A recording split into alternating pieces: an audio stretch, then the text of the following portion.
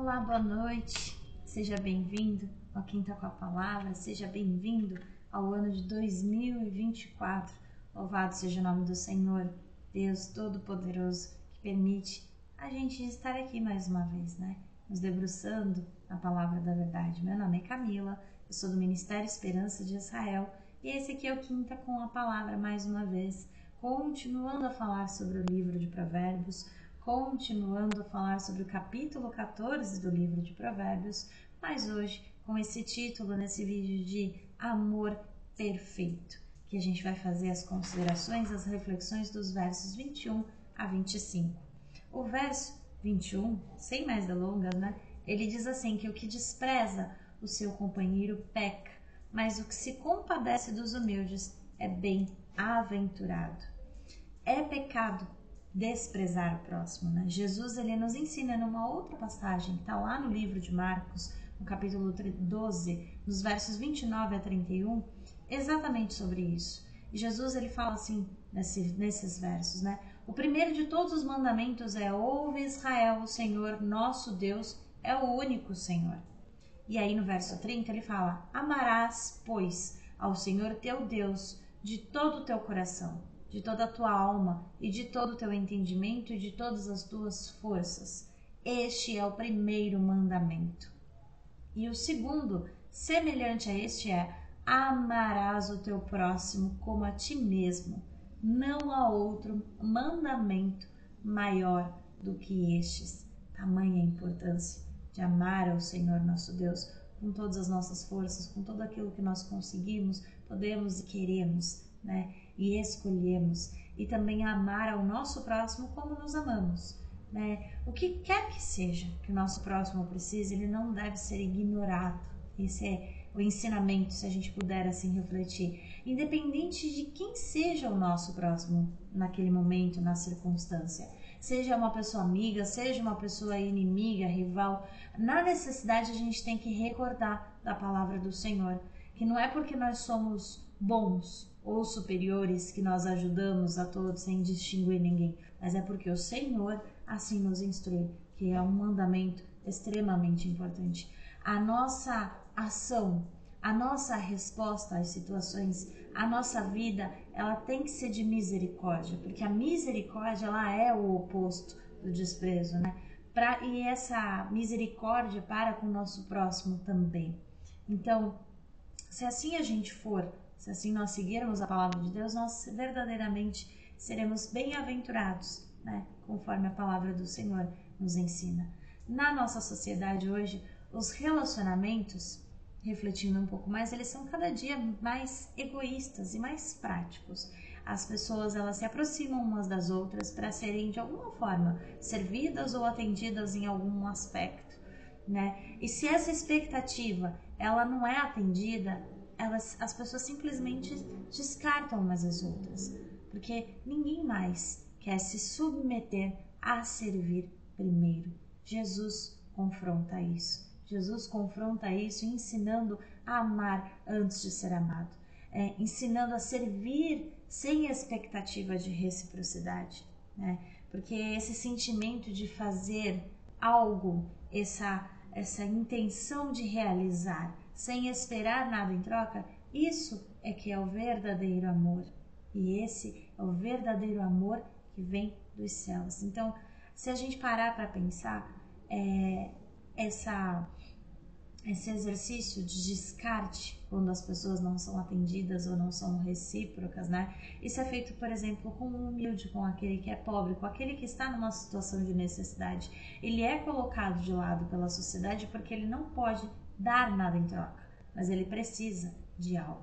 E Jesus nos chama a conhecer essa felicidade genuína, que não é egoísta, mas que é servir sem esperar nada em troca, servir pelo cumprimento, pela necessidade de atender aquilo que a palavra do Senhor nos ensina, Viver de uma forma, de novo, não egoísta, mas viver sendo compassivo, amoroso com todos aqueles que nos cercam em todo momento. E o verso 22, ele traz uma outra reflexão que diz assim: porventura não erram os que praticam o mal, mas beneficência e fidelidade haverá para os que praticam o bem. Justamente para suscitar a reflexão na gente de que a recompensa dos que praticam o mal é erro, né? É estar entregue ao erro, e a consequência do erro é fracasso e é morte, porque a palavra de Deus diz que o salário do pecado é a morte. Então, a consequência, né, do erro, do pecado, é a morte. Assim como a gente também pode considerar que aquele que pratica o bem, ele tem uma boa recompensa, e a palavra de Deus detalha isso. Então, é como se a ação de escolha de bem ou mal fosse uma etapa de planejamento, né? E aquilo que você vai colher depende do que você planejou. Se você não planejou e executa sem pensar, você é como se estivesse no caminho do mal e do erro, porque sem planejamento, consequentemente, a gente tem erro, né, de como consequência.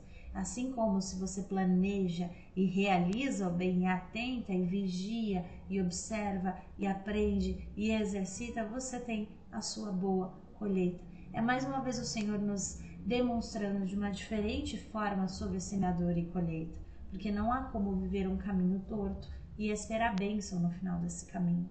Não há como viver na prática do mal e se julgar bom e viver esperando que tudo de melhor aconteça. A palavra do Senhor, ela é preto e branco, ela é certo ou errado, ela é bem ou mal. No verso 23 diz assim: em todo trabalho aproveito, mas a palavra dos lábios só encaminha para a pobreza.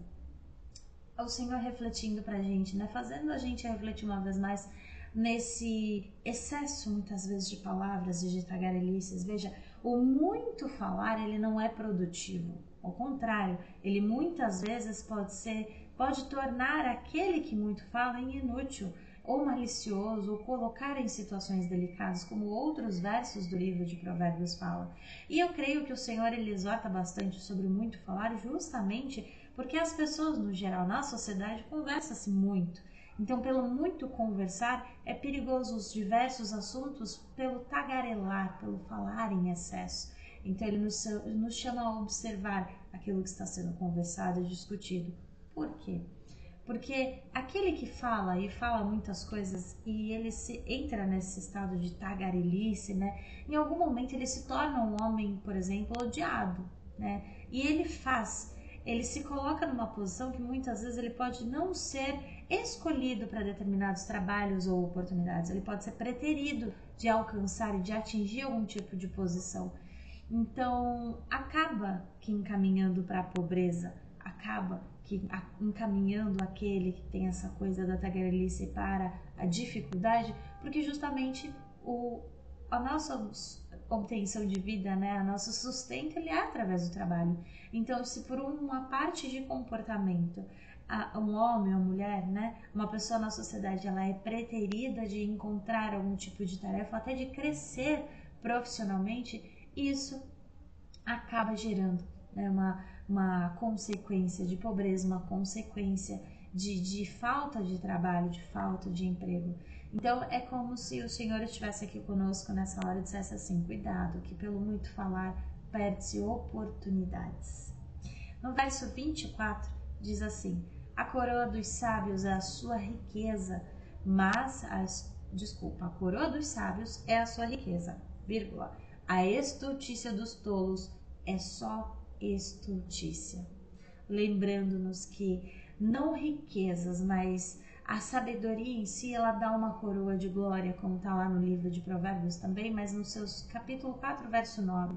Os prudentes, né, eles são coroados com conhecimento, não exatamente com riqueza. Não é a sabedoria, ela não vai trazer prosperidade, não exatamente prosperidade material. Todos os sábios são milionários, não exatamente, mas a coroa de conhecimento, ela é a riqueza do sábio, como está lá no livro de Provérbios, aqui também no capítulo 14, mas no verso 18, né? O sentido é, a sabedoria, ela é o oposto dessa loucura, dessa estultícia, dessa tolice, né? E aí, sendo a coroa dos sábios, né, o conhecimento, essa é a verdadeira riqueza, e essa é a riqueza celestial. Mas a tolice dos tolos ela não é uma riqueza para aqueles que se encontram na situação de tolice, né? Para eles, não é uma riqueza como uma coroa, semelhante à coroa do sábio, né? De conhecimento, mas é uma contínua loucura, é um contínuo vazio.